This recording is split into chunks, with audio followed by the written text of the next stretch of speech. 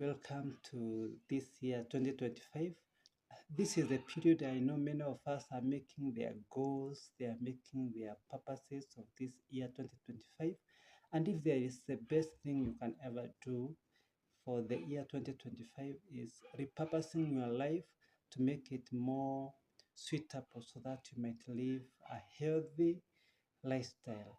And my goal as a medical practitioner is to see you healthy and to see you fit as much as possible. So one of the things you can do to maximize your healthy lifespan is that you can do the prevention, and prevention can be classified in many classes, and one of the things you can do is immunization.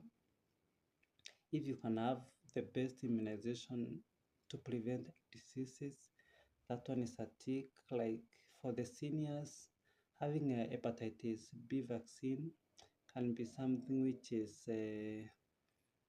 very important. For the food handlers, having typhoid vaccine is a pass. And there are many things like being on the preventive edge, like having a mosquito net is a very important thing. Preventing yourself from overexposure to the EF, electromagnetic field, like the phones you are using, is very important. Taking some preventive course, having enough sleep, having enough exercises, fasting, having the best diets and food. Like we know a lot of people are taking about food. We need to have the food which is not ultra processed, like the junk food. We need to have food which is not GMO. We have to be as much as close to natural as possible, like an unadulterated food, close to organic as much as possible. Know your food sources, know what you eat, know what you take into your mouth. Like most of the junk food, like chips, which many of us eat, when you look at the cooking fat, is it the right cooking fat? Has it been overused? Those are the things we need to check upon this year. And when you talk about food, is maximizing on animal proteins because we are animals and our bodies resonate well with animal-based food sources. That is not negotiable. So the other thing is about exercise. I have at least 30 minutes of exercise at least every day for 3 days in a week. And this is very important so that you might recreate your body and be flexible and be mobile. And in this, you are aiming to achieve one of the three things which will at least enhance your health. That is, you have a fast heartbeat when you are having the exercise, your breathing rate will increase, and you feel tired. And in this, you sweat, but sweating is not an indicator of effective exercise. So you have to maximize on exercises. The other thing we have to maximize on fasting because that is the best way to detox our bodies. And fasting is a way in which body will take the fuel from its own storage source. And in this, you detox your body. And the best detox is preparing not to detox. It's not eating junk, not eating processed food, the ultra processed, not eating the inorganic, not eating the hypersweetened and the GMO foods. That is the best thing we can do. The other thing we can do is having the effective tests because we know that we need to keep on checking our bodies and we need at least the four basic tests which are very important to our body. We have the first one, I can say the UECs, that is the urea, creatinine, and electrolytes, that is for the kidneys. The second one is for the liver, that is the liver function tests. It's a very important test for our body, and it is best to do it yearly.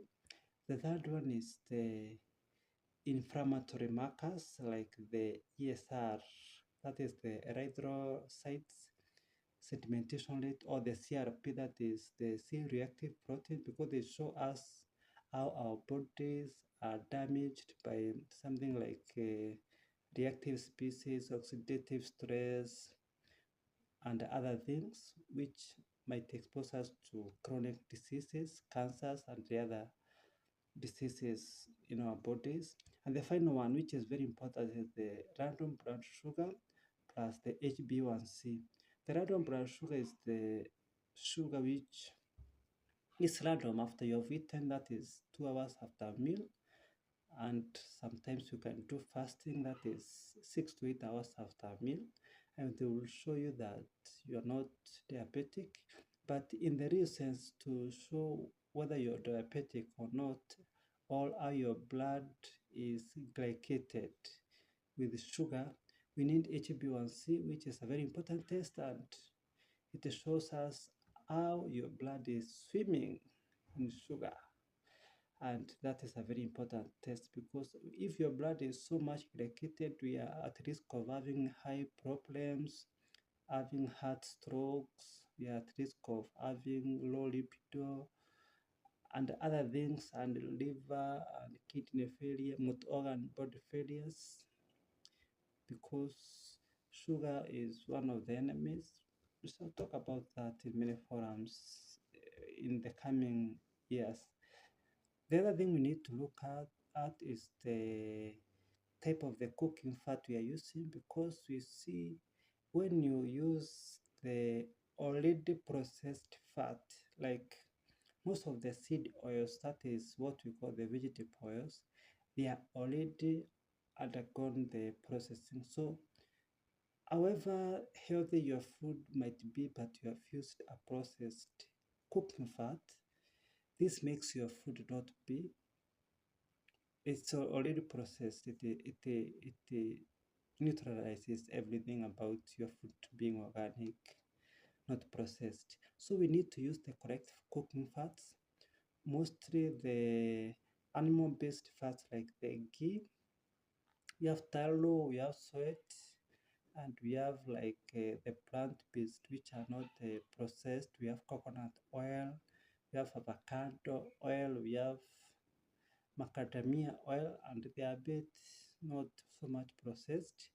And sometimes you can have something like palm oil, which is not ultra processed, and the other sunflower and canola, which are not ultra processed, but it's so hard to see them not being ultra processed, not unless you make them at home yourself.